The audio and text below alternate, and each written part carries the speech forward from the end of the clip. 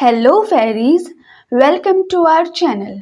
और आप सुन रहे हैं angel reborn after villains, written by author Pari, episode 16 to 18। तो चलिए चलते हैं कहानी की ओर। अब तक आपने सुना कि आक्रोश और राहत की लड़ाई होती है। अब आगे। राहत आक्रोश को गुस्से से उंगली दिखाकर बोली, अपनी हद में रहना, वरना हमने अपनी हद पार की तो बर्दाश्त नहीं कर पाओगे। ये बोलकर वो निकल गई। मयंक भी उसके पीछे पीछे भाग गया। सुशांत आक्रोश को देखकर टेढ़ी मुस्कान देकर बोला, डॉक्टर आक्रोश सिंह राणा एक लड़की से हार गए। ये बोलकर वो अपने ग्रुप के साथ वहां से निकल गया। अर्धमान आक्रोश को देखकर बोला, डॉक्टर आक्रोश सिंह राणा, तुम्हारे गुरूर और घमंड को तोड़ने वाली आ गई है, संभल कर। ये बोलते हुए वो भी निकल गया। आक्रोश उसकी पीठ को गुस्से से घूरता रह गया। रोहित उसे देखकर बोला, अक्की। आक्रोश ने गुस्से से उसे देखा तो वो दूर हो गया, क्योंकि चाहे वो उसका दोस्त ही क्यों ना हो, उसके गुस्से से सब डरते थे।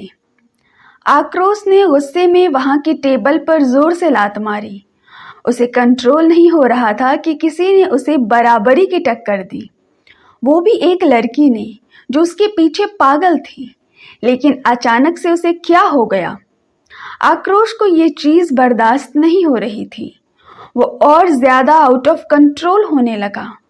उसने गुस्से में वहां की टेबल तोड़नी शुरू कर दी, जिससे उस कैंटीन में आवाजें गूंजने लगी। वहीं उसका गुस्सा देखकर वहां खड़े बाकी स्टूडेंट धीरे धीरे खिसकने लगे। अब वहां सिर्फ रोहित, अंशुमन, कशिश, कीर्ति और काव्या मौजूद थे। बाकी सब थोड़े डरे हुए थे, लेकिन काव्या ज्यादा डर रही थी, इसलिए कीर्ति ने उसे भी भेज दिया और वो चली गई। आक्रोश राहत का गुस्सा कैंटीन की बेजान चीजों पर निकाल रहा था। इसे देखकर अंशुमन उसके कंधे पर हाथ रखकर बोला, अक्की शांत हो जा।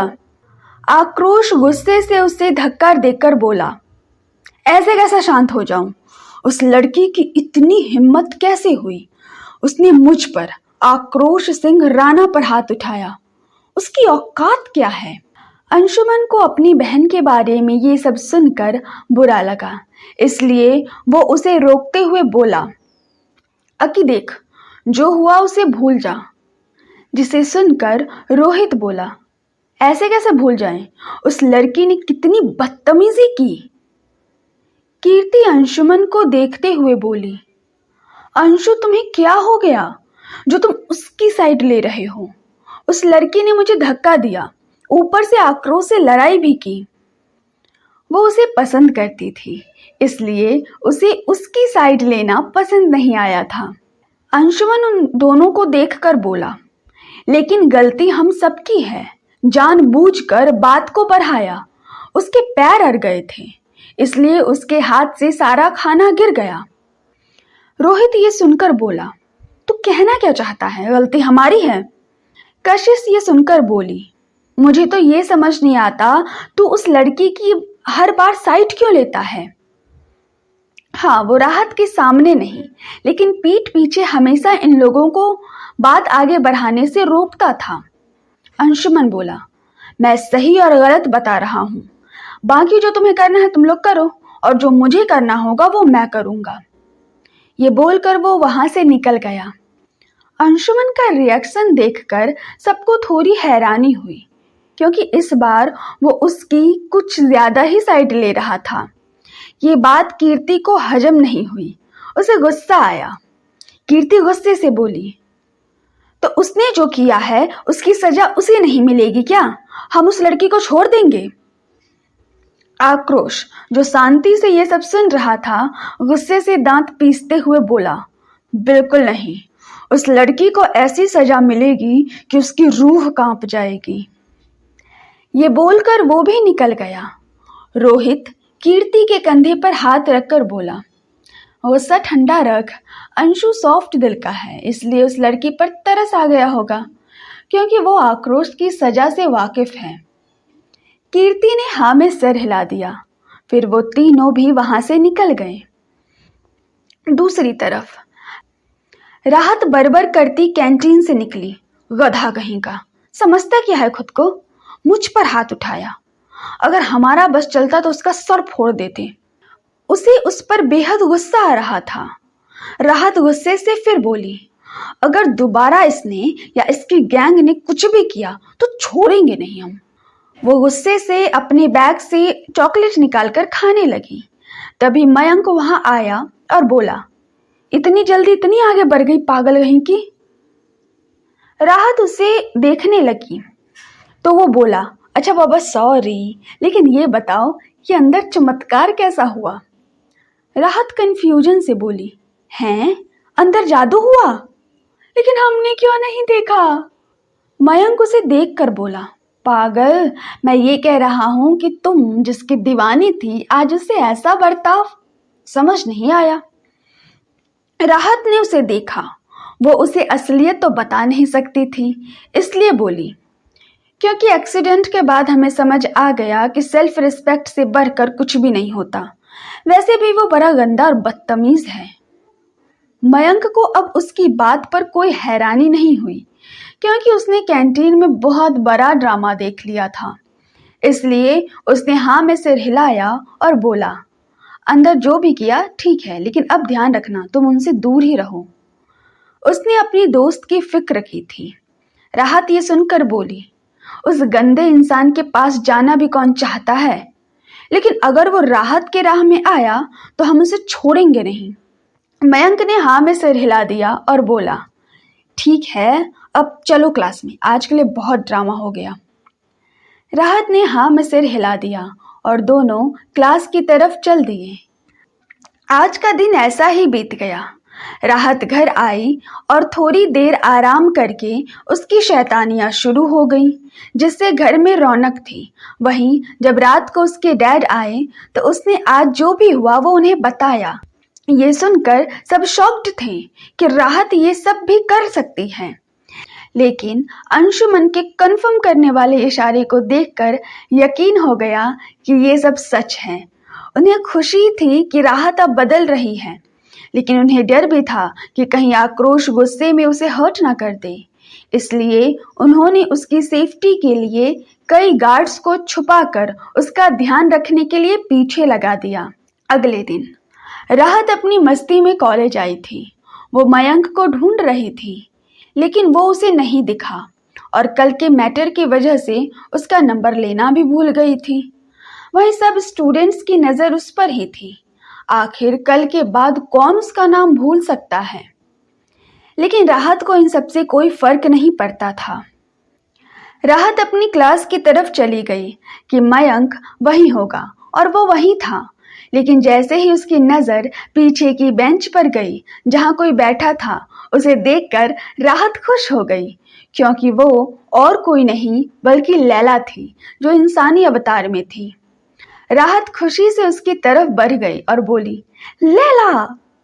अपना नाम सुनकर लैला ने भी सर उठाकर देखा। राहत को देखकर वो भी खुश हो गई और जल्दी से उसके गले लग गई। मयंक उन दोनों को देखकर बोला, राहत, क्या तुम इसे जानती हो? राहत हाँ में गर्दन हिलाकर बोली, हाँ, ये हमारी दोस्त लैला है। लैला की तरफ देखकर बोली, और लैला, ये भी हमारा दोस्त मयंक है। लैला और मयंक में भी दोस्ती हो गई। उसके बाद तीनों अपनी सीट पर बैठ गए और थोड़ी बात की। तब तक प्रोफेसर सुमन भी आ गई थी। उन्होंने पढ़ाना शुरू किया। सबका ध्यान वहीं था। तभी एक पियून आया और बोला, मिस राहत मेहरा को प्रिंसिपल ने कैबिन में बुलाया है। सब ये सुनकर समझ गए कि जरूर कल की वजह से राहत को बुलाया है। अब पता नहीं क्या होगा। वही राहत वो बिंदास अपनी सीट से उठी और मयंक व लैला को देखकर शरारती अंदाज में बोली, आप दोनों पढ़ो, तब तक हम प्रिंसिपल से मिलकर आते हैं। मयंक और लैला धीमी आवाज में बोले, कोई शैतानी नहीं। दोनों उसके स्वभाव से वाकिफ हो गए थे। राहत ने हाँ में सिर हिला दिया। प्रोफेसर सुमन उसे बातें करते देख गुस्से से बोली, बातें बाद में करना, अभी जाओ यहाँ से, तुम्हारी वजह से पूरी क्लास डिस्टर्ब हो रही है। राहत मुंह बनाकर उस प्रोफेसर को घूरती है और क्लास से बाहर चली जाती है। वो प्यून वहीं खड़ा था। राहत उसे देखकर बोली, ये उस प्रिंसिपल ने क्यों बुलाया होगा? प्यून बोला, मुझे क्या पता। राहत मुंह बनाकर बोली, किसी काम के नहीं हो। प्यून घूर कर बोला, ये राजू बड़े काम की चीज है मैडम जी। राहत उसे देखते हुए बोली, तो राजू कोई काम की खबर बताओ। राजू जो प्यून था और नीची जाति से आता था, इसलिए कोई भी उससे ढंग से बात नहीं करता था, लेकिन राहत उसके साथ बड़े मजे से बात कर रही थी। ये देखकर उसे भी अच्छा लगा, इसलिए वो बोला, अरे काम की खबर तो सुनो, उस टकले प्रिंसिपल ने तुम्हें इसलिए बुलाया है क्योंकि कल कॉलेज में तुमने जो लड़ाई की थी उसी की शिकायत हुई है। राहत ये सुनकर उसे घूरते हुए बोली, तो पहले क्यों नहीं बताया?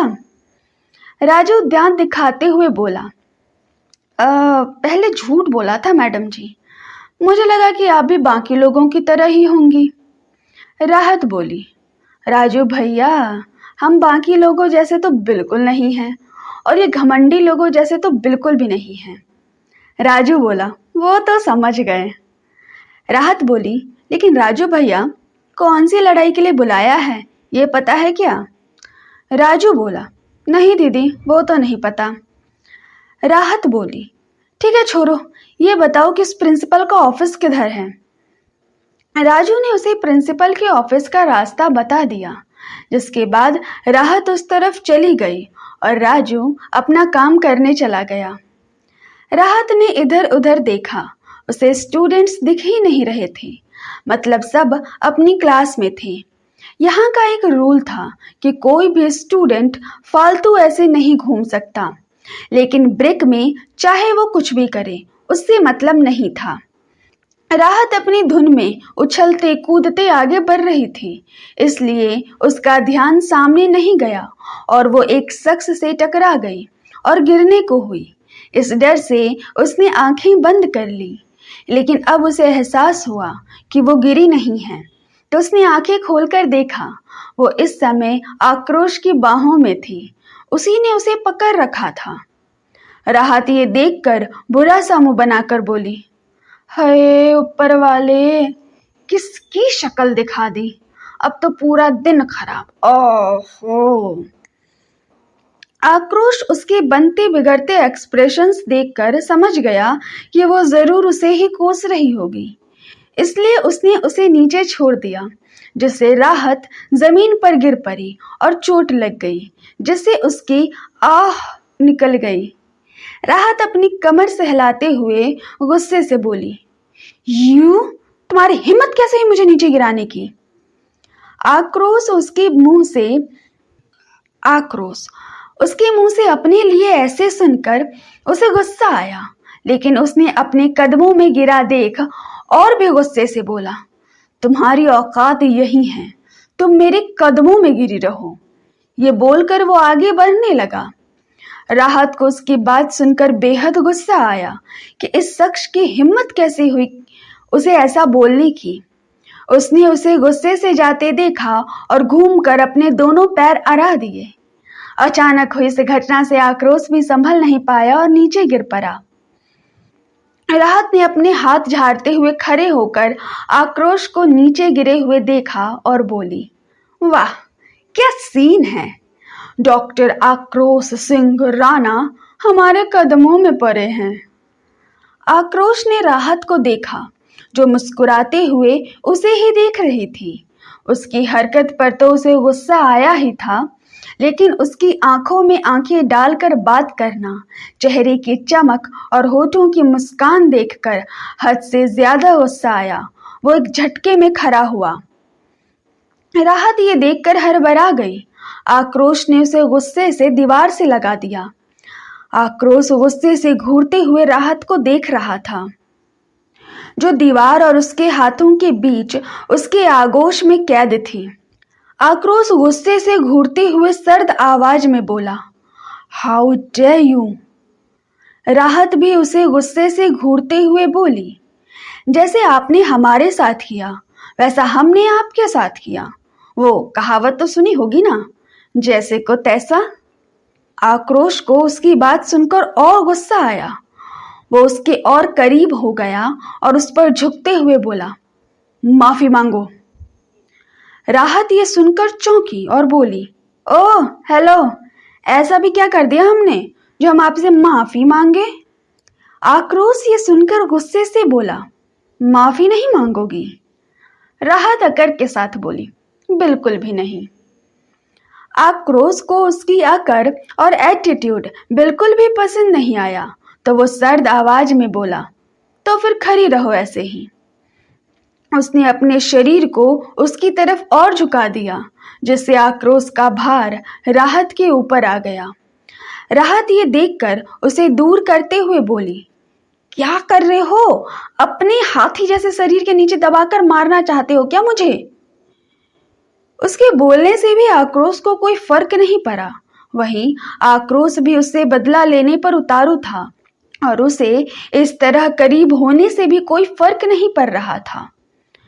राहत उसे दूर न हटते देख मन में बोली, राहत जल्दी कुछ सोच वरना ये तुझे दबा देगा।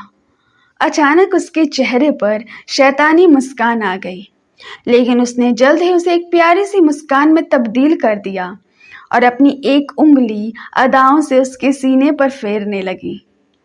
आक्रोश उसकी इस हरकत से चौंका और बोला, ए लड़की, ये क्या कर रही हो? पहली बार वो हैरान हुआ था। राहत उसका ऐसा रिएक्शन देखकर और परेशान करते हुए मीठी सी आवाज में बोली, प्यार।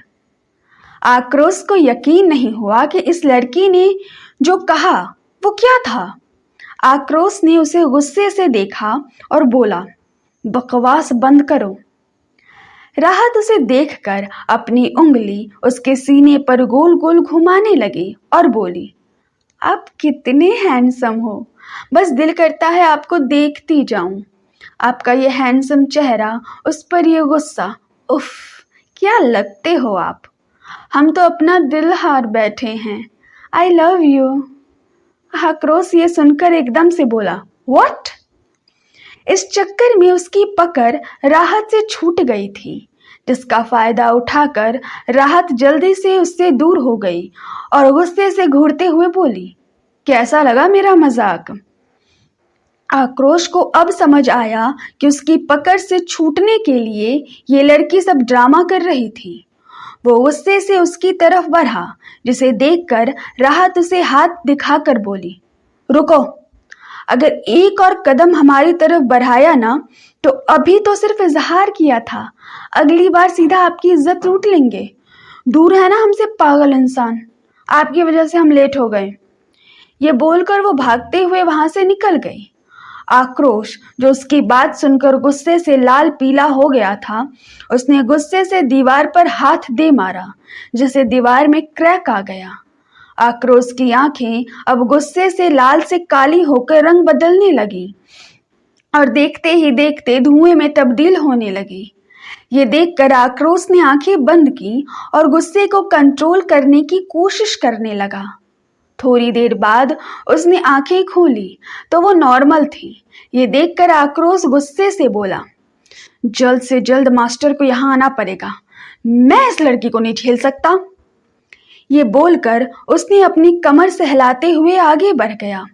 वहीं उसके जाते ही वहां एक साया आया। उसने आक्रोश के जरिए तोड़ी गई दीवार को सही कर दिया और फिर गायब हो गया।